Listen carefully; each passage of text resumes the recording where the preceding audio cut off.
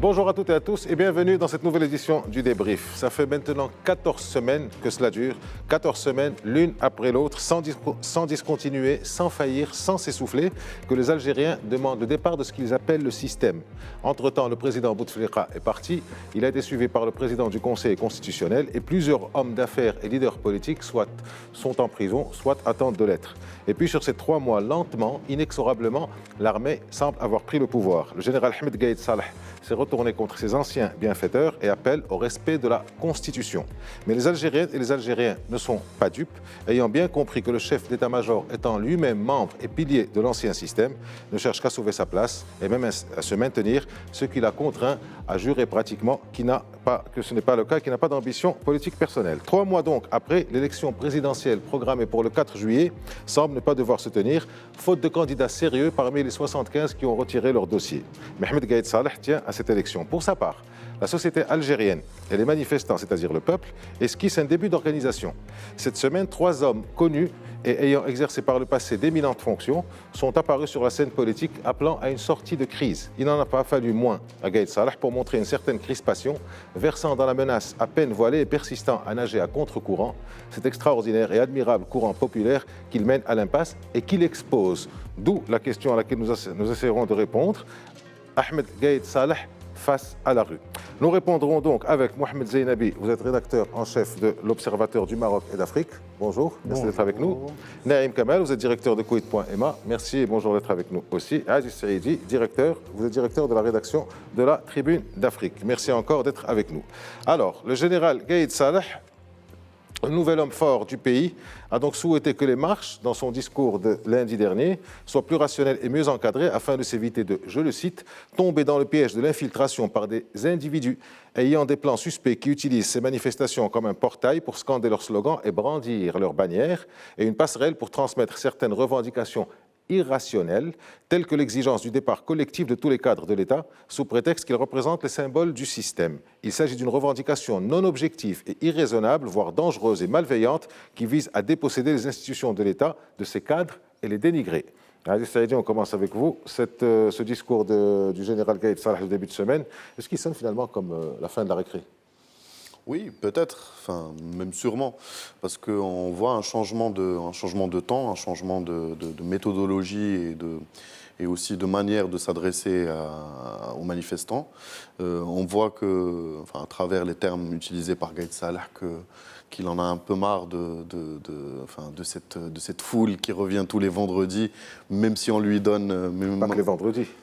Oui, les mardis pour les étudiants, les vendredis pour tout le monde, et puis d'autres sectoriels dans les autres jours. Mais en tout cas, c'est les vendredis que c'est le plus marquant, et c'est là où on voit à chaque fois il fallait donner quelque chose pour calmer cette rue. Et puis là, finalement, Gaïd Salah se dit... que le fameux slogan de Itna Haouga le vise lui aussi. Donc, il doit aussi tempérer les ardeurs de ces manifestants.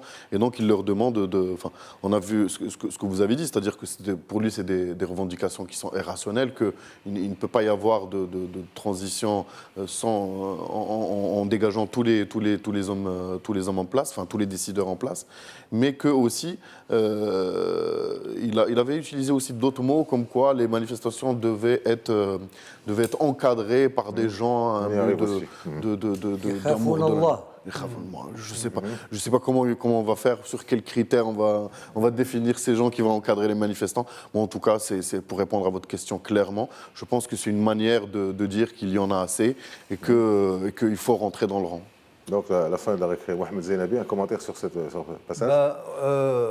Au lieu de chercher l'apaisement comme il le faisait au début, etc., on voit clairement que maintenant, il sort de gros mots, comme Essaba, comme et des menaces, Yakhafoun Allah, etc., pour caresser une partie de la population dans le sens du poil. Mais en vérité, il nous fait que, hérisser tout le monde contre lui.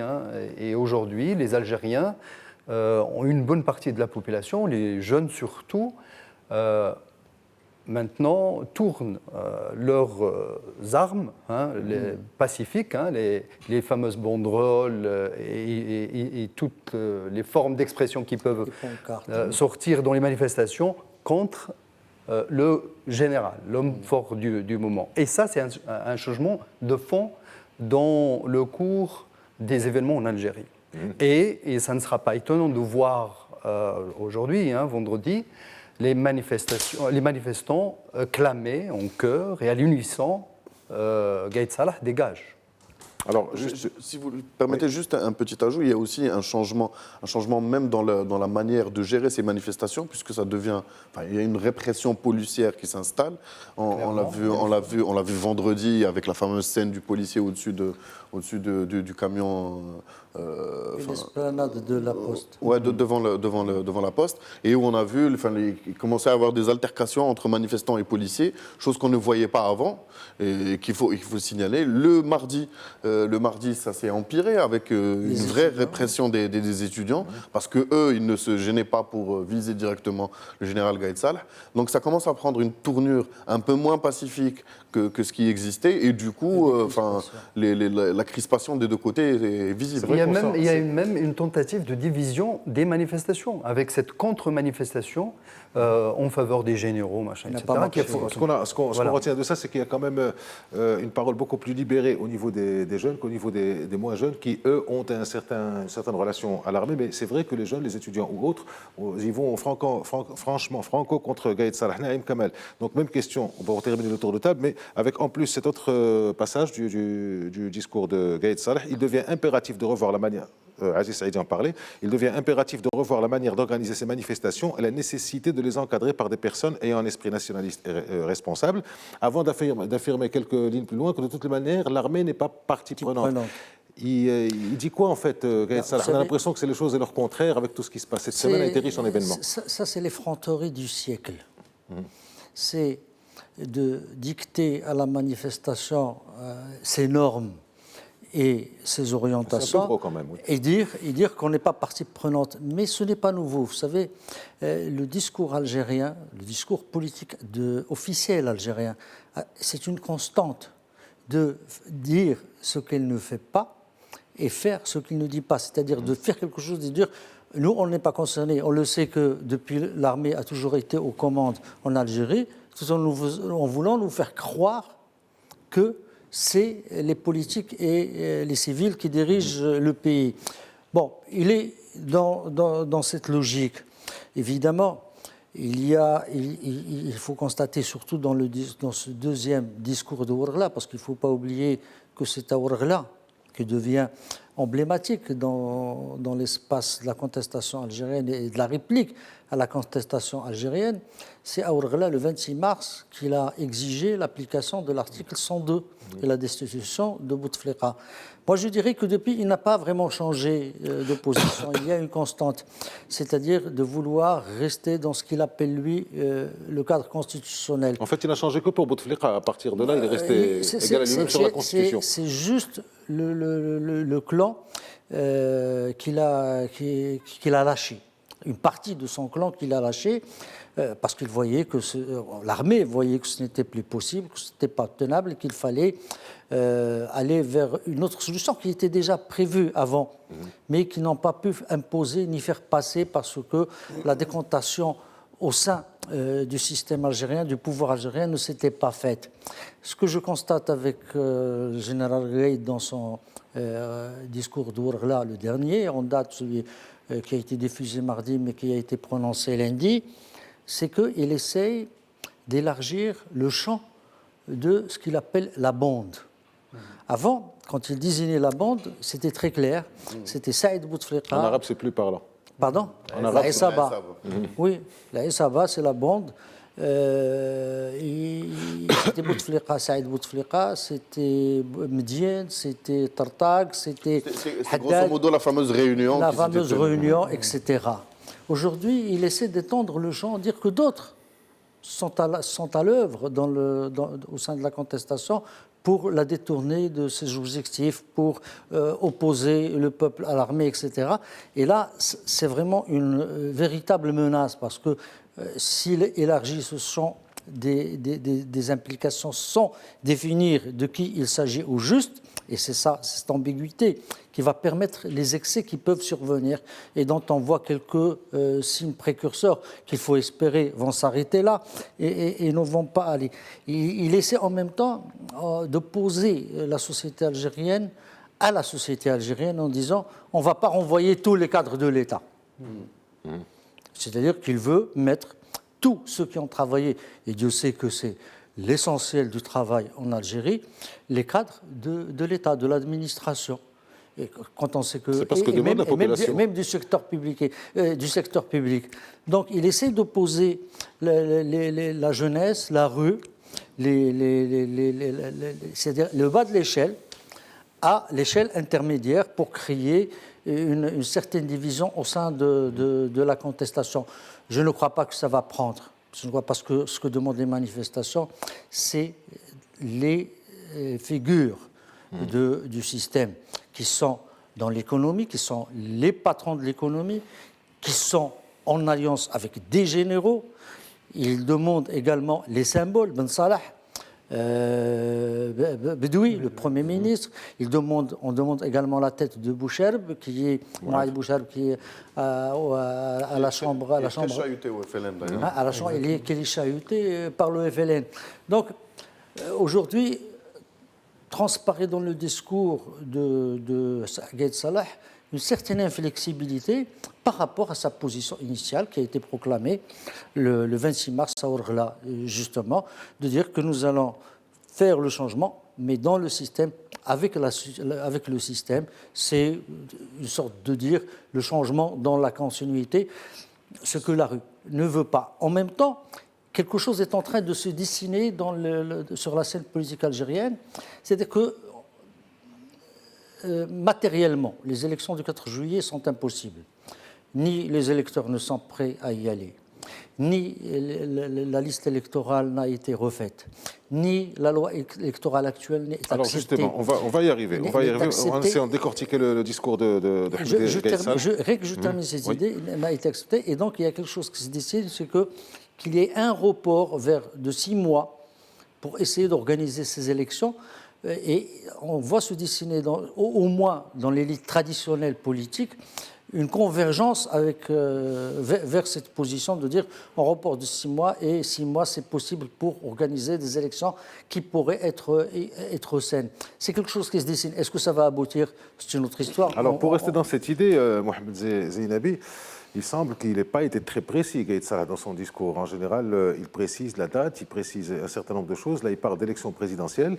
Et puis, plus loin, il parle aussi d'instances indépendantes pour superviser. Mais il ne donne pas de date, il ne donne rien. Là, nous sommes même l'instance pose problème.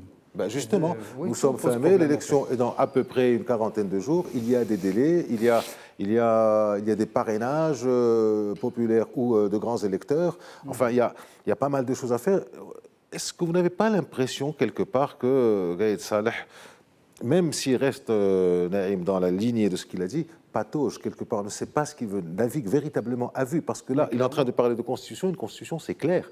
Une loi électorale, c'est clair. On n'a pas l'impression qu'il sait de quoi il parle. Mais clairement, d'abord, il parle d'élections sans préciser que l'élection présidentielle allait se maintenir à la date c'est pour laisser la porte ouverte, comme laisser entendre Naïm. Exactement, et on entend, comme a dit Naïm, certaines voix qui commencent à lancer cette idée de report de 6 mois, etc. Ça pourrait l'arranger.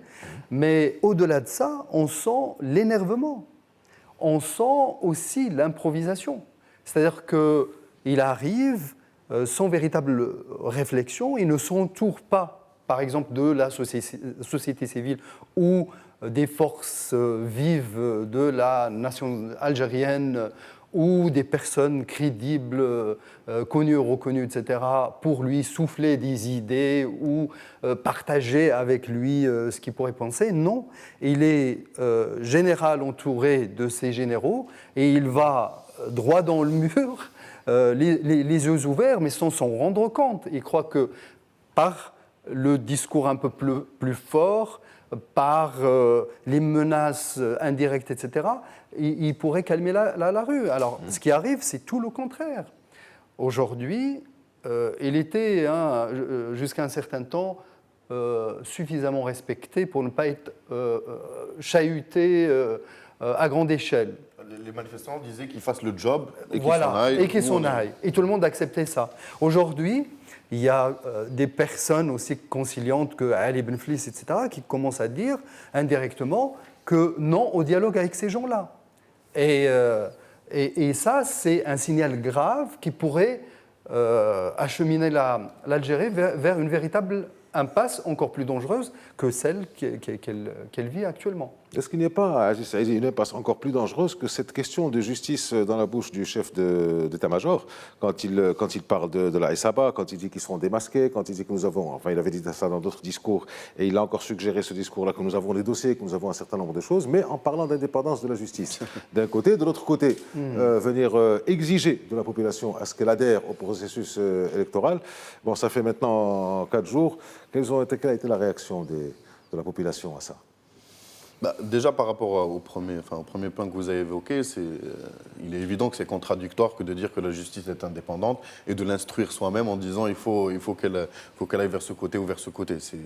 C'est complètement contradictoire. Et je pense que c'est une manière... Au début, c'était facile. Au début, tous les vendredis, on donnait 2-3 têtes et ça donnait, ça calmait les gens pour une semaine et puis on redemandait encore plus. Et puis ça allait, jusqu'à ce qu'on arrive aux frères du président, etc. Mais là, ça prend d'autres proportions, d'autant plus que les menaces à peine voilées, comme vous l'avez dit, maintenant, elles touchent les manifestants. On dit que les manifestants sont peut-être manipulés par des forces extérieures, que peut-être que certains n'auraient pas ce sens patriotique ou cette piété pour pouvoir manifester bien comme il le faut. Et je pense que là, ça devient dangereux. Comme le disait Naïm, peut-être que petit à petit, on va arriver à une justice qui va s'attaquer à des délits d'opinion. On l'a vu avec le général qui a écrit une lettre, Ben Hadid, qui a écrit une lettre destinée à Gaïd Salah, qui a été arrêté. Qui n'était pas méchante. Qui n'était pas méchante, mais qui exprimait déjà une opinion un peu... Mais qui était déjà condamné, lui. Oui. Bon, en tout cas, c'est des prémices et c'est des choses qui montrent qu'on est prêt à monter le ton et à aller user de violence, légale pour pouvoir arrêter les opinions dissonantes. D'un autre côté, le fait... vu avec Louisa Hanoun. Louisa Hanoun surtout, dont on parle peu, malheureusement. Oui, mais il y a eu 3000 signatures de... Mais c'est à l'étranger. C'est en France, ouais. C'est en France, à travers le Parti des travailleurs et à travers les organisations internationales dont elle fait partie. La confiante. Oui. Dont elle fait partie. Ouais, elle ne sait pas, voilà, elle part. Oui, donc il y a cette question, de la justice, mais il y a aussi cette question de dire à la rue, à un moment donné, c'est moi qui décide. Il y a des limites à vos revendications. On revient à ce qu'on disait tout à l'heure. C'est quand même un comble que de dire. Lui, s'il s'exprime maintenant, c'est parce que c'est la rue qui a dégagé le président qui était en poste. Et donc maintenant, vous avez fait le vide autour de moi. C'est bon, vous pouvez arrêter. C'est un peu illogique. Maintenant, le problème, c'est que lui, ce qu'il défend, son argument massu, c'est que lui défend la constitutionnalité et qu'un conseil de transition, comme demande un large pan de la rue algérienne, serait de facto anticonstitutionnel puisqu'il faudrait rompre avec cette constitution pour aller chercher des gens. Et comment désignerait-on ces gens? Comment savoir s'ils sont légitimes ou pas? Alors l'argument, il tient, mais il tient jusqu'au 4 juillet. Alors allons-y clairement, il y a une phrase dans laquelle il dit « quiconque se met », ça c'est clair. Quiconque se met en travers de l'armée nationale populaire et de son commandement et œuvre à travers ses efforts se dresse nécessairement contre l'intérêt de l'Algérie. Ça veut dire... circuler, il n'y a rien à voir. Quoi. Ça, clairement. Ça rappelle l'interview de Bouteflika quand il est devenu président de l'Algérie en 99. Il disait « l'Algérie, c'est moi ». Et là, ça rappelle quelque part la même chose. Gaïd Salah est en train de dire voilà. l'Algérie, c'est moi, et la légitimité, c'est moi, la constitutionnalité, c'est moi. Donc, c'est quelque part, ceux qui ne sont pas d'accord avec moi sont contre l'Algérie. C'est une dialectique qui est bien connue et qui, malheureusement, on sait où elle peut déboucher. Oui, c'était une référence à Louis XIV qui n'était pas véritablement un symbole de démocratie et de liberté. Je voudrais juste ajouter un détail, c'est que suite au discours menaçant de Gaïd Salah, quiconque se mettrait au devant de l'armée se mettrait contre l'Algérie et qu'en conséquence, parce que la sémantique de sa phrase c'est celle-ci, et il justifierait la violence légitime à son encontre. Et c'est là où son discours devient sémiologiquement dangereux. Et en même temps, on a assisté à quelque chose. Jusque-là, depuis le départ de Bouteflika, il y avait les partis de l'Alliance, le FLN et le RCD de Yahya, l'ancien Premier ministre qui est actuellement en détention. Il y avait une forme d'autonomisation par rapport au pouvoir. Ils avaient essayé de prendre des positions assez distantes. Il y avait beaucoup d'ébullition à l'intérieur de ces partis. Or, après le discours de Gaïd Salah le dernier, qu'est-ce qui s'est passé? Ils se sont alignés sur la position de l'armée. Ils ont dit que c'est la voie. Sauf que, et c'est là où ça devient intéressant, ils disent l'improbabilité de la présidentielle le 4 juillet. Et là, ils se mettent en chœur avec le reste de l'opposition. Et ça, c'est très important pour voir, sur les deux fronts, quoi. Pour voir un peu l'impact de ce dernier discours sur les événements en cours en Algérie. Alors, pour vos questions, pour vous, Naïm Kamal, dans la foulée de ça, il y a un nouveau chef du renseignement, coordinateur des services de renseignement, qui a été nommé en la personne de Mohamed Qaïdi, qui remplace donc le général Tartag. On a l'impression donc que c'est véritablement... Il n'a pas atteint la soixantaine, jeune par rapport à Gaïd Salah. Qui est très jeune par rapport à Gaïd Salah, c'est un jeune premier, mais c'est le plus jeune qui ait pris ce poste, qui a occupé cette fonction.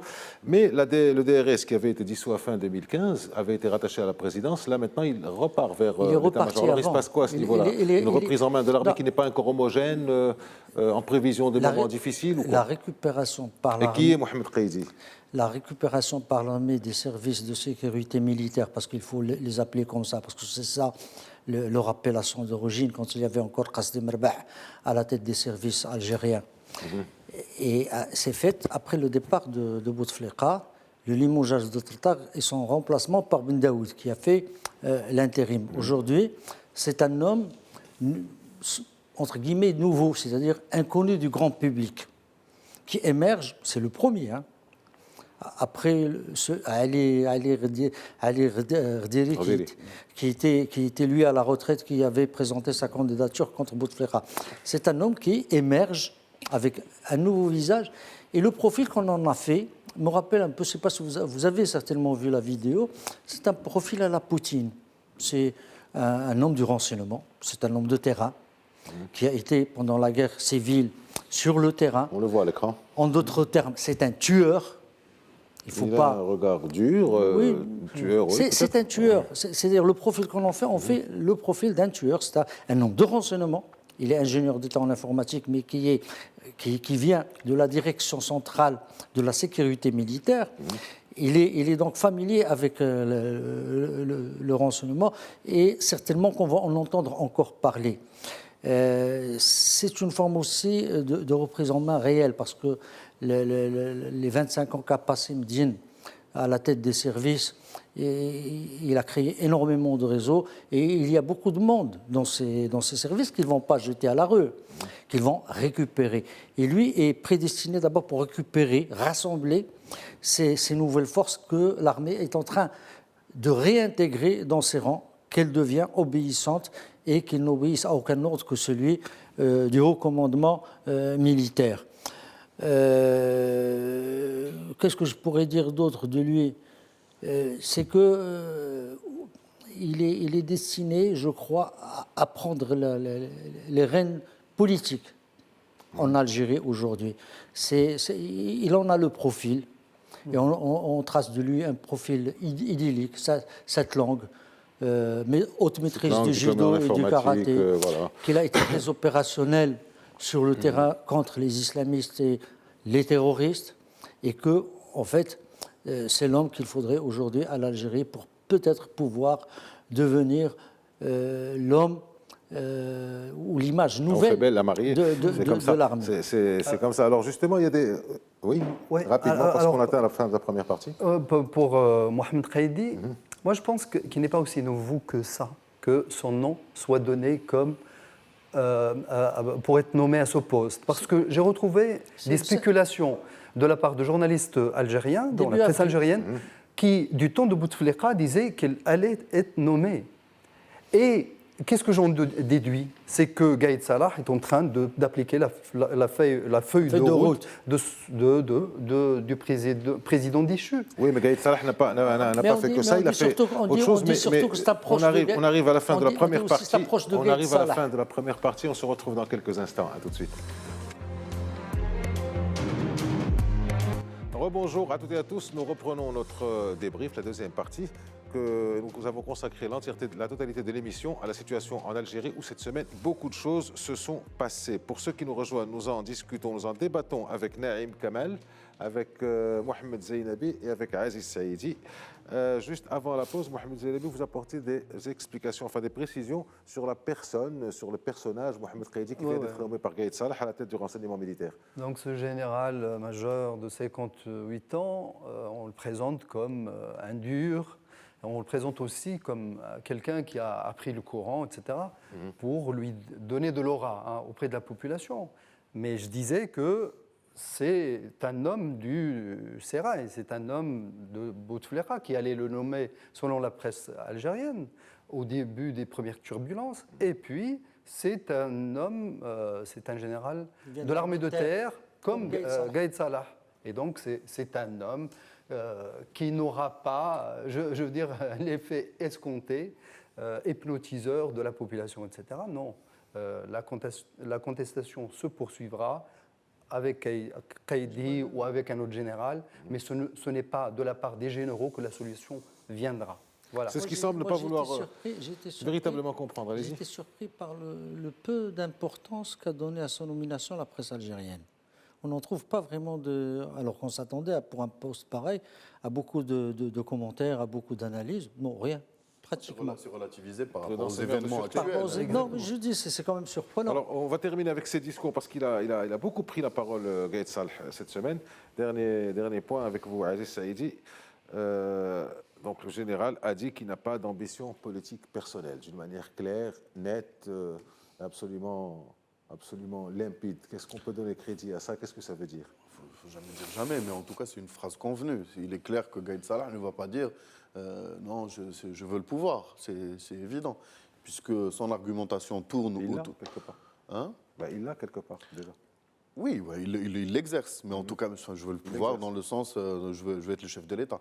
Mais je pense que, son argumentation d'ailleurs, elle est bâtie sur le fait que moi, je suis, un point de vue constitutionnaliste où il faut respecter la Constitution, il faut aller au bout des articles qu'il a invoqués, l'article 102, il faut la présidentielle, peut-être pas le 4 juillet, mais en tout cas.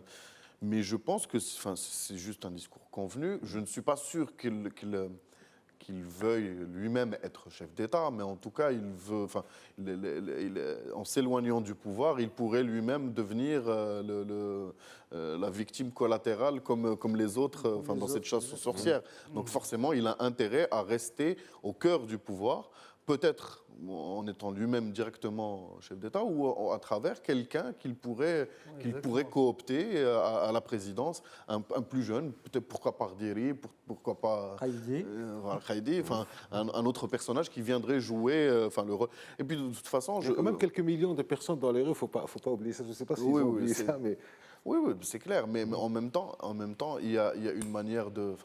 Pour l'instant, il y a un contexte. Il a des intérêts à défendre aussi. Il y a un contexte, et c'est clair qu'il y a des intérêts. Et les intérêts ne sont pas que ceux de Gaïd Salah. C'est l'institution militaire dans son ensemble qui est un acteur majeur de la vie politique algérienne depuis l'indépendance et qui a des intérêts économiques, qui a des intérêts politiques, qui a des intérêts de tous bords. Et donc, il faut qu'elle les défende. Elle a bien sûr su jouer ou alors composer avec le pouvoir civil durant l'ère Bouteflika. Elle a pu, enfin, il y a pu avoir l'émergence même d'une certaine classe de capitaines d'industrie ou de richards qui sont devenus très riches très vite, à côté des généraux. Mais les généraux ont toujours gardé leur chasse gardée, ils ont toujours eu leur pouvoir. Et Gaïd Salah est maintenant le représentant de cette institution militaire. Et bien sûr, il y a les revendications de la rue. Et plus on avance, plus la confrontation devient inévitable. Et si ça se passe sur la personne de Gaïd Salah, ça va devenir problématique à terme. Alors, restons justement sur cette confrontation. Mohamed Zainabi, cette semaine, les choses se sont un peu crispées avec mardi. Les marcheurs qui se sont dirigés vers le palais du gouvernement, qui ont été chargés. Il commence à y avoir de la violence. Est-ce que c'est la fin du pacifisme, ou alors ça dérape, ou alors ce n'était qu'un épiphénomène, enfin quelque chose d'isolé? Les premiers signaux donnés depuis mardi montrent que on s'achemine quand même vers une confrontation et probablement vers un dérapage. Mais les Algériens sont conscients du fait qu'ils jouent l'avenir du pays et donc ils restent pacifistes. Et on voit énormément de jeunes lancer des appels à rester dans la contestation pacifique, à défendre le pays, pas les personnes, etc. Je pense que la conscience qui se dégage des appels lancés, notamment à travers les réseaux sociaux, pourrait amener à calmer le jeu avec l'armée. Mais est-ce que l'armée voudrait calmer le jeu? C'est toute la question. On a parlé de cette nomination. Des provocations, Voilà. Parce que les manifestants ont beau calmer les jeux, à un certain moment, par exemple, quand le policier est monté sur cette estafette qu'on a vue l'autre jour, à gazer les gens comme ça, forcément, il y aura des réactions. Et si, je veux dire, il y a des premiers coups de bâton, il y a des bombes lacrymogènes qui sont lancées sur la population, le dérapage n'est jamais loin. Et c'est ce qu'on craint pour l'Algérie. Si vous permettez, pour moi, pour l'instant, la rue algérienne est prémunie. Elle a un bouclier, un véritable bouclier, c'est son unité.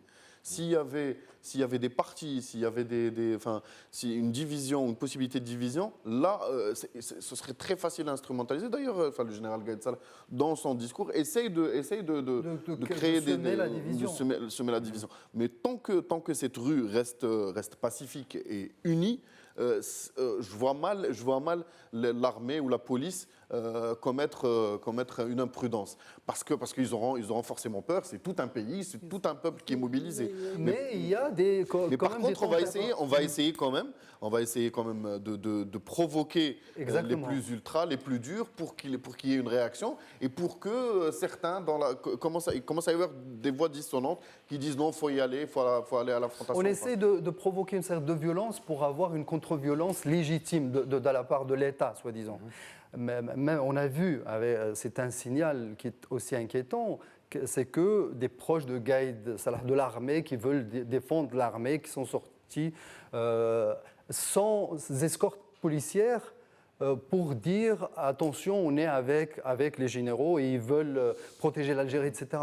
Mais attention à ces manigances, parce que mettons que des manifestants viennent s'opposer à ces gens et qu'il y ait bagarre, Gaïd Salah légitimerait une intervention musclée. Il y a aussi une affiche géante de Gaïd Salah qui a été installée et qui a été enlevée par les manifestants et ça a créé un peu d'erreur. Ça a créé un remous. Oui, Naïm.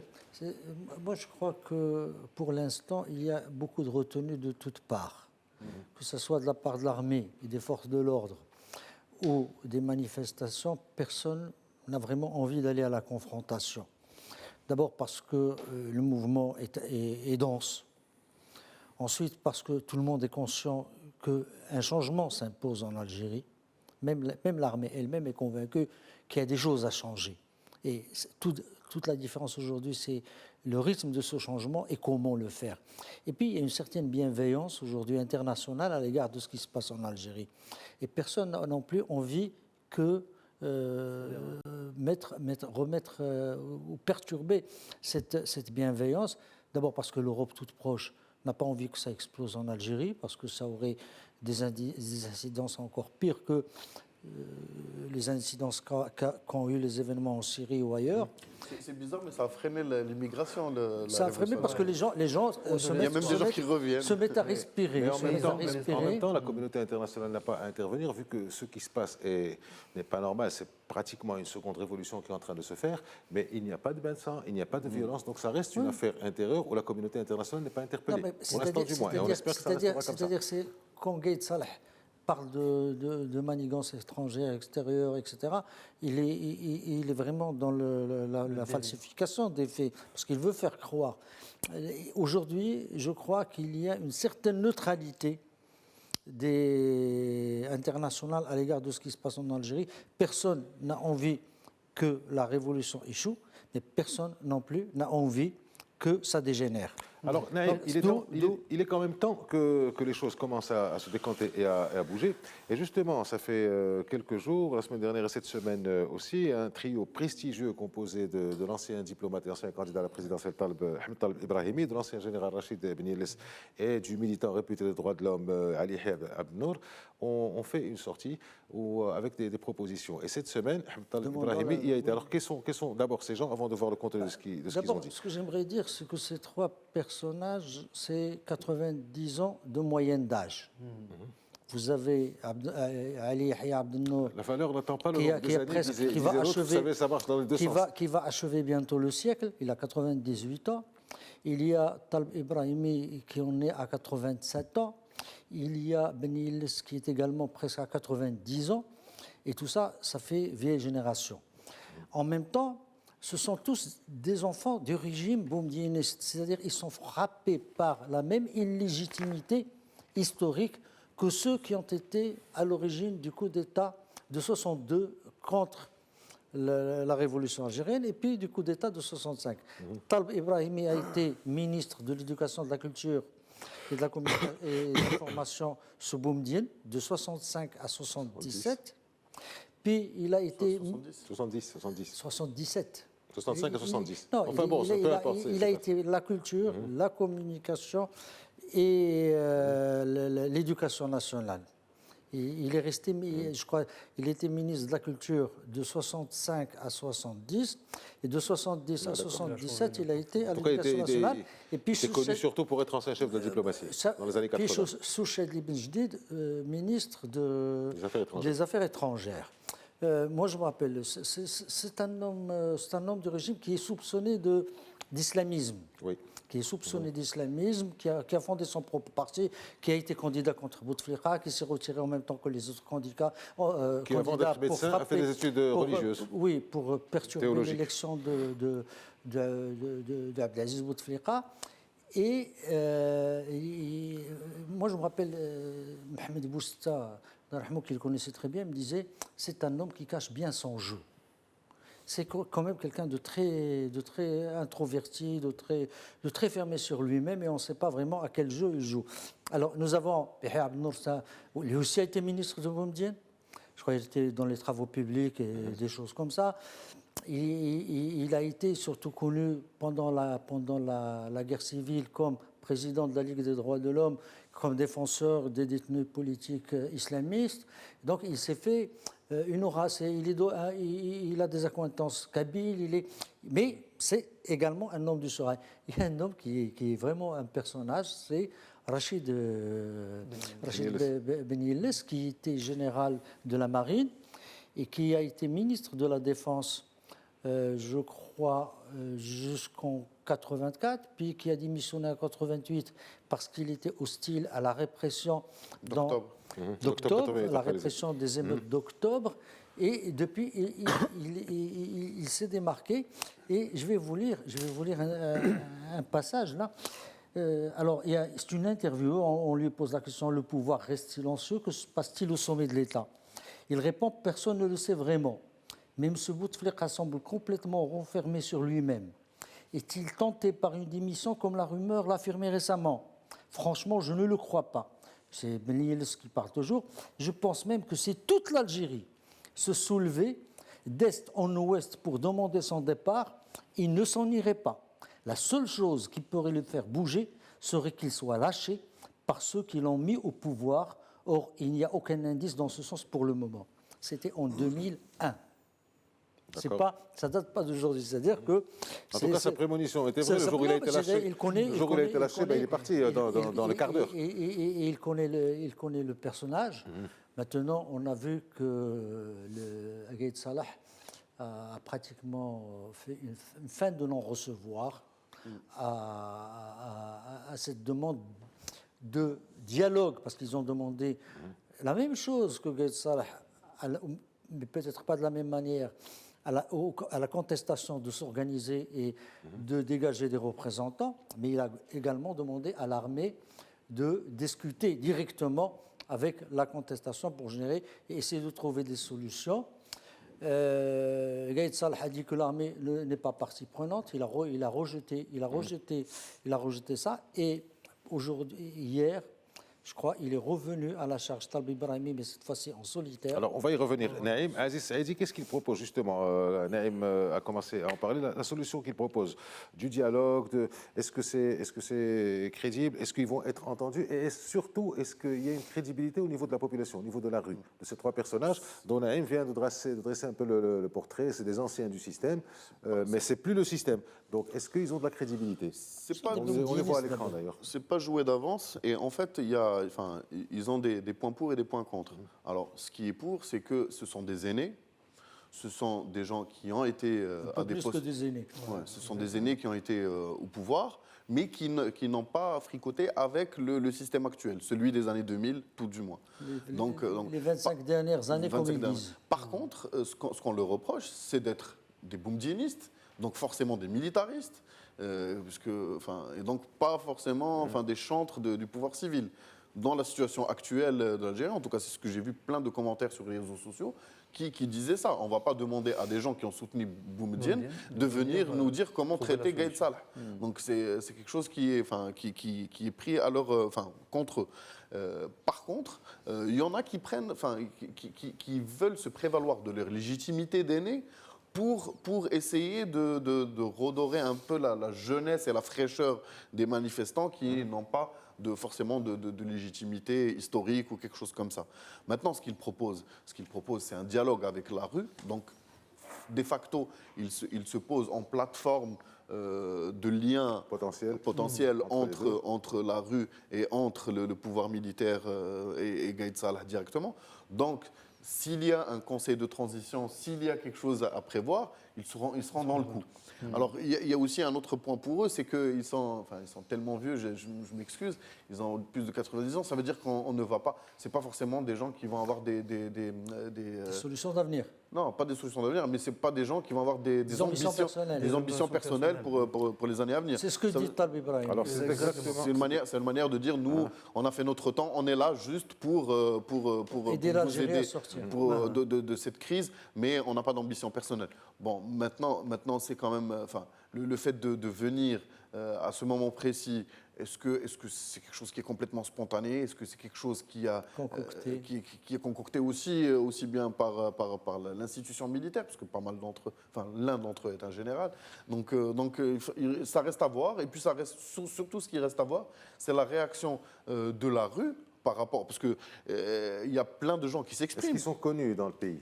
Oui, c'est clair. Les trois sont parfaitement connus. Les trois sont parfaitement connus et le rappel n'est pas passé inaperçu, parce que je vous dis, sur les réseaux sociaux, on a vu que tout le monde a entendu l'appel, mais que tout le monde n'a pas réagi pareil. Donc c'est ça la différence. Et pour moi, il y a un test ultime. Il y a beaucoup de gens qui s'expriment, mais quand ils sortent dans la rue, la réaction des gens est complètement anachronique par rapport à ce qu'ils peuvent s'attendre.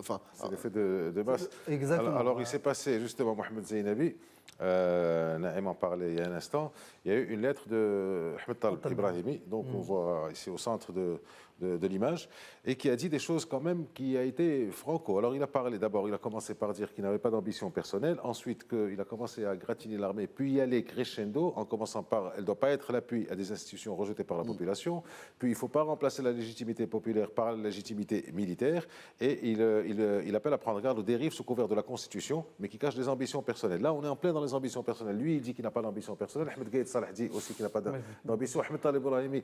Bon, mais il faudrait qu'il y ait à un moment quelqu'un qui ait des ambitions personnelles. Voilà. Alors bon, ça date d'il y a 2 jours. Est-ce que cet appel précis d'Ahmed Talib Ibrahimi pourra être entendu, parce qu'il a été quand même un peu plus loin que quand il a agi en trio?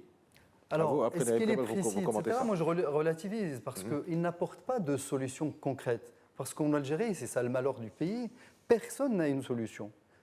Il se propose indirectement de médiateurs probables, etc. Mais on voit bien à chaque fois qu'il y a quelqu'un qui se propose de lui-même ou qu'on propose, il est aussitôt rejeté par la rue. C'est ça le malheur de l'Algérie. À un certain moment... C'était passé pour Al-Khadr Ibrahimi, d'ailleurs. Voilà.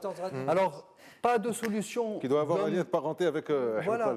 Pas de... Et Lamine Zaroual qui s'est lui-même retiré. Retiré, voilà. Et donc, pas de possibilité d'avoir... Pas de possibilité pour l'Algérie et pour les Algériens d'avoir un homme providentiel. C'est écarté aujourd'hui. Samedi, le délai pour le dépôt officiel des candidatures pour la présidence s'achève et on a eu 77 lettres d'intention, mais personne n'est allé jusqu'au bout pour présenter officiellement. Aucune candidature significative. Voilà, mais je veux dire, qui est aujourd'hui candidat, qui parle de l'avenir en candidat, etc.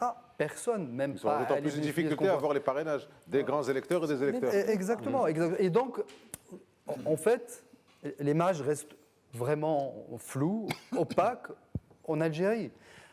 Et Gaïd Salah essaie de tourner les regards vers la Libye à côté pour faire peur aux gens en leur disant la situation sont liée en Libye, attention, le feu arrive à la baraque, il faudrait qu'on fasse vite.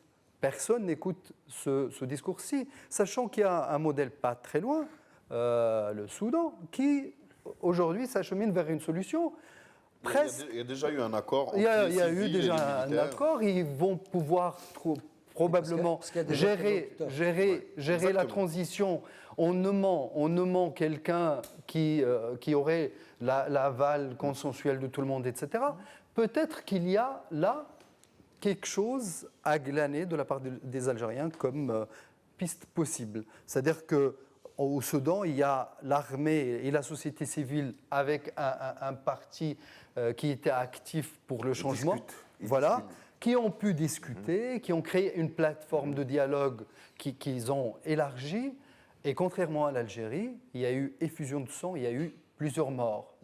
Et ils ne se sont pas arrêtés à ces faits sinistres et ils sont allés de l'avant. Donc, il y a quelque chose à observer là-dessus. Alors, précision rapide. Oui, juste que par rapport au Soudan, il y avait des visages qui portaient cette... Voilà, exactement. C'est la grande alors différence. qu'en Algérie, absolument personne n'est légitimé par la rue. Et d'ailleurs, on a vu ceux qui voulaient essayer genre gaz et tout, machin, ils se sont fait refouler tout de suite. Juste une précision par rapport à ce que disait Ahmed Talib Ibrahimi. Moi, j'ai l'impression que ce qu'il dit, c'est ce que disent plein d'Algériens depuis des mois, qu'il faut de la transition, que la légitimité populaire, que même ces manifestations peuvent faire office de référendum. Ça, c'est des choses c'est des mots qui sont récurrents depuis des semaines et depuis des mois. Maintenant, c'est juste le fait que ce soit lui qui le dise et qu'il tienne tête quelque part, même relativement à l'armée. C'est ça qui a donné de la résonance. Il propose une solution, mais je reviens à ce que vous disiez, Mohamed Zainabi, rien de concret. Et ça sera donc, il termine sa longue lettre par cette proposition. On terminera notre émission aussi dessus. Naïm, je vous cite cette phrase: la solution la plus efficace à mes yeux est de rassembler les articulations constitutionnelles des articles 7 et 8 avec l'interprétation qu'elles permettent en considérant que le mouvement populaire comme un référendum et certains articles de procédure permettant un transfert constitutionnel de pouvoir. Ça veut dire quoi? Ça veut dire qu'il dit il faut jeter la Constitution à la poubelle. C'est-à-dire, il dit à Gaël Salah, vous voulez rester dans la Constitution, d'accord, utilisons l'article 7 et 8, c'est ça, qui disent que la souveraineté appartient au peuple, quelque chose comme ça. C'est-à-dire, appuyons-nous pour dire, bon, voilà, la souveraineté populaire s'est exprimée dans la rue, et il veut ça, et donc on va aller vers cette solution. Cette commission, cette haute commission, ce comité de salut, quelque chose dans le genre, et tout en sauvant la face de cet attachement à la constitutionnalité, tout simplement, de la démarche. On va dire que c'est de la finasserie juridico-diplomatico, très propre. Donc il considère que les millions de personnes, c'est déjà le référendum. Il a toujours été très lisse dans ses propos, qu'est Talb Ibrahimi.